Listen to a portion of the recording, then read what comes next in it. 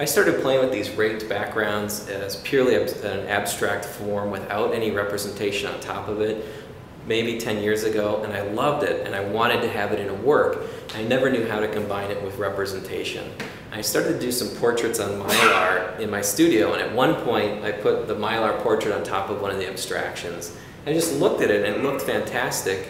And in my head I'd created a false dichotomy. You know, you can't have, I'd created these ideas of what representation was and what abstraction was, and it took me a while to reconcile it and work with them together in the work.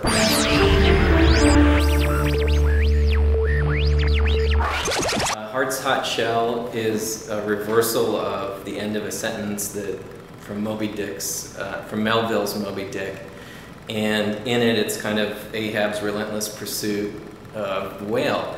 And I feel like as a painter, as an artist, every time you make a piece, you know it's not going to solve everything, and you're still going to be going down a set of paths that's unfinishable, and that each piece might bring you closer or give you a glimpse of what you hope you're thinking you're going to do, but in the end you never really get there.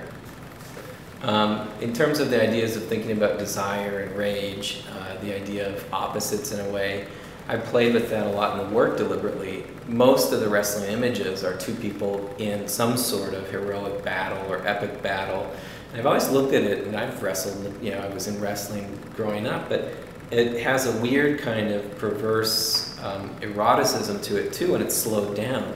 And a lot of the images I'm working from, I'm finding from videos that people are posting. I'm looking for a moment that feels bigger than its intended purpose, bigger than anyone ever kind of expected it to be about. And you slow down that image and capture it, and just the way that the bodies will interact, like in Locked, they feel, I mean, it feels like an embrace more than it does a struggle. I love human figures, so I really get excited when I'm painting, when I'm dealing with the way I render a foot or a hand. One of my favorite paintings is a Philip Guston, and it's all kinds of feet just piled up on each other.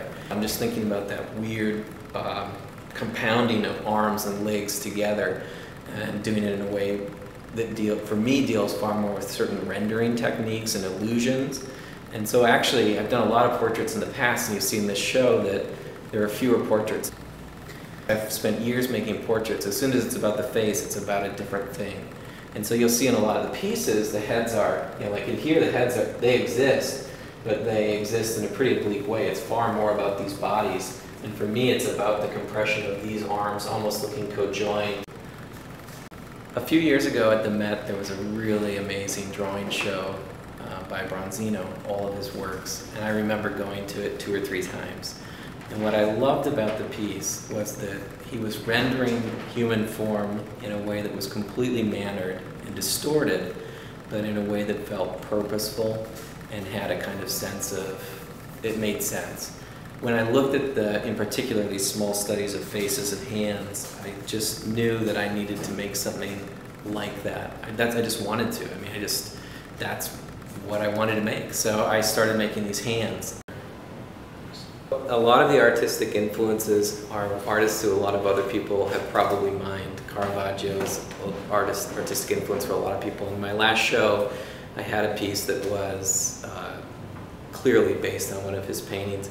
In any way, in this book, you know, in this show, there's 2 paintings that are actually based on a single piece by Henry Darger.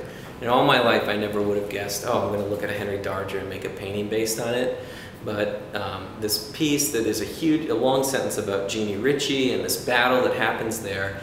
And I looked at the piece, and it had these 2 images of bouquets that he had cut out and pasted onto the piece. They were just mesmerizing, and they were goofy the way they were put there.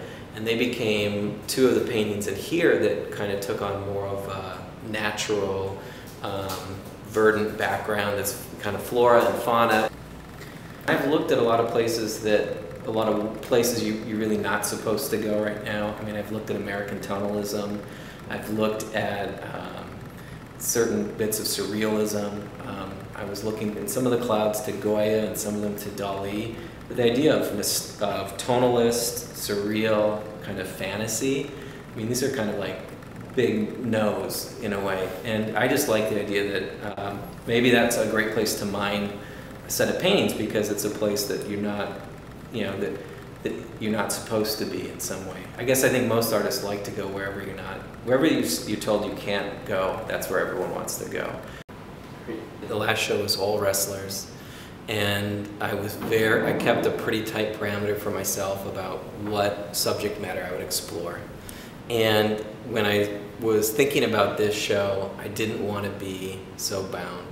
And I really just went on gut instinct in terms of trusting making the kind of paintings I wanted to make, the kind of paintings that I felt like I had an idea, and rather than shut it down and kind of confine and script the show into a series of paintings that were kind of perfectly linked and told the story and left no stone unturned, I just went for it. And in exploring those other areas or letting in another painting that didn't seem to make sense, for me it opened up a lot more possibility with the paintings and allowed me to make more changes with the paintings and more choices, even just in terms of the way I paint.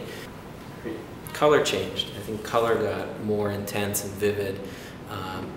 In some cases it got really dark and plain. In a piece like this it becomes twilight, really saturated, very dense.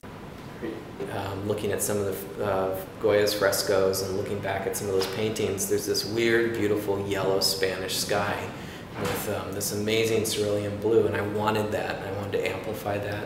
And so with the takedown Tondo, that piece has that kind of huge blueness. And frankly, it almost looks like it could be some sort of rondello in a traditional building, and then you look more closely and see that it couldn't be, that there are other things happening.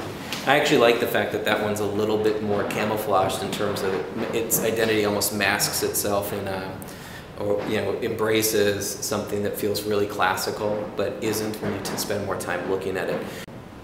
Sometimes it becomes personal even if the original source material isn't personal. In the larger painting in this show, he and I have an identical twin brother, and he and I were given these Close Encounters of the Third Kind t-shirts, and one said, "I'm Matt, he's Aaron, I'm Aaron, he's Matt," with arrows, and then on the front was the glowing flying saucer. So when I saw the image of the two wrestlers, the African wrestlers, when I was image searching wrestlers, something about it felt like it needed to be like those t-shirts that we had growing up. I wanted that kind of weird, otherworld thing happening with those guys in a fight. In my mind, it's my brother and I wrestling. It's us, and it's those Close Encounters t-shirts. I love the idea of starting out with what I'll call a blank, which is I'll take an abstract ground, I'll set a situation with some colors on it, I might rake it, I might not rake it, then I'll pour resin on it, I'll sand that down. I'll get to a point where a surface looks really exciting, it seems to want to tell me something. And in a way I call that a blank, but then I've got maybe 30 or 40 of those sitting around the studio. And then as I'm looking for images, whether it's I meet someone with great hands and then I want them to model for me, or I see a video of some wrestlers on YouTube, or I go out and take a photograph or find a photograph, I'm pretty much an omnivore. I don't care where the images come from, as long as I can take them and turn them into what I'm seeing with both the surface of the painting and kind of what I think the painting might lead to. In some cases, that background is because there's layers of resin and gesso that act in a kind of three-dimensional world. They play against some of the two-dimensional illusions that you get from rendering the paint. And I've always loved playing with the idea that in one case there would be actual physical surface that if you got up close to this thing you would recognize it's not a lot. I mean, this is not a crazy amount of resin, just a little bit to shoot your eye into a painting rather than just on top of the painting. And I love the idea that you can also then look at areas that are rendered and play with that, the way those two things compact into a single image. And in some cases I'll resolve it so that the contours make sense, like a landscape or the contour of a face or the contour of the body. In other cases they're completely opposite and they actually serve to cancel the rendering in paint against the physicality of the surface.